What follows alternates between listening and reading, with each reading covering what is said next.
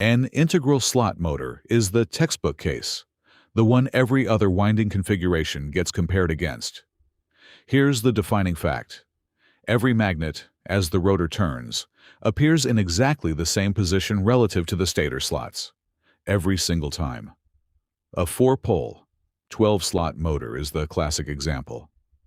That might sound like a small geometric detail, but it's actually the single fact that makes full-pitch coils, and everything they enable, possible in the first place.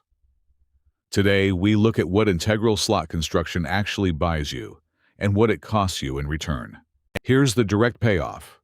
In an integral slot motor, the winding factor, kWn, equals exactly 1 for every single harmonic.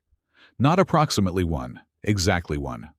Since every coil sees an identical relative angle, every coil can genuinely span a true 0-degree to 180-degree electrical separation, full pitch, with zero compromise forced on you by geometry. This is the ceiling every other winding design in this series has been measured against. Episodes 11 through 13 built this up piece by piece: coil pitch, fractional slot construction, winding factor, and integral slot motors are simply the case where none of those compromises get forced on you. Here's a genuinely underappreciated benefit, one that rarely gets mentioned outside a textbook. Because every coil in a phase shares the exact same offset angle, those coils can be freely regrouped, in series, in parallel, or in combinations of both, with zero circulating currents. Take a 4-pole, 12-slot motor, 4 coils per phase. The valid groupings follow the prime factors of that number, 4. You can connect all 4 coils in series for a higher voltage, lower current variant. All 4 in parallel for a higher current, lower voltage variant. Or 2 series pairs connected in parallel, a middle ground. Same physical winding, 3 genuinely different electrical personalities. Fractional slot motors mostly lose this freedom entirely, because connecting coils with unequal offset angles in parallel creates circulating currents you don't want. Nothing here is free, and the cost traces back to the exact same root cause as the benefit. Because every magnet sees identical slot geometry. Every magnet's cogging torque pulse peaks at exactly the same instant as it rotates.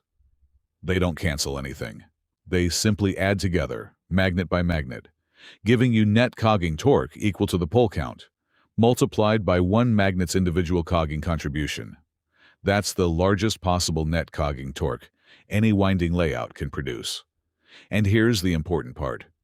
There's no way to get the full pitch winding and the series parallel flexibility from the last 2 slides, without also accepting this worst-case cogging behavior. They come from the identical geometric fact. Let's bring this together as a real decision framework. Choose integral slot construction when winding flexibility matters most. Maximum back EMF per coil, simple full-pitch winding, and the ability to reconfigure series and parallel groupings for different voltage and current ratings from the exact same physical winding. Choose fractional slot construction, covered in Episode 12, when cogging torque is your top priority instead, accepting the loss of full-pitch windings and wiring flexibility in exchange. Integral slot and fractional slot aren't 2 unrelated topics, they're 2 sides of the exact same coin, the same geometric fact, producing opposite trade-offs. Together with coil pitch and winding factor, these 4 episodes are now the complete picture of how winding geometry shapes everything about how a motor behaves.